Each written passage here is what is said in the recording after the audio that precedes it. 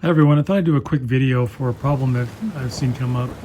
If you're in a rainstorm and you have your key fob in your pocket and you happen to press down this button on the end which unlocks the car, you can see that the window will also unroll. So if your car is out in the rain, it's going to fill up with water.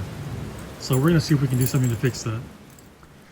So the plan was to take an old plastic bottle that was empty, it was pretty much scrap, and cut the corner out of it. So first of all, take the existing key fob, trace around it, and then cut it out with the X-Acto knife. So we end up with a piece of plastic that has a natural bend that we can then slide in around the buttons to protect them from being pushed if it's in your pocket or it gets pinched anyway if you bend over or whatever.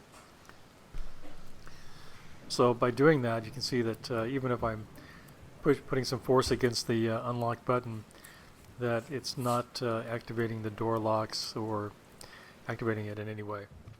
So just a quick fix. I hope you like this and you can find it useful. Thanks for watching.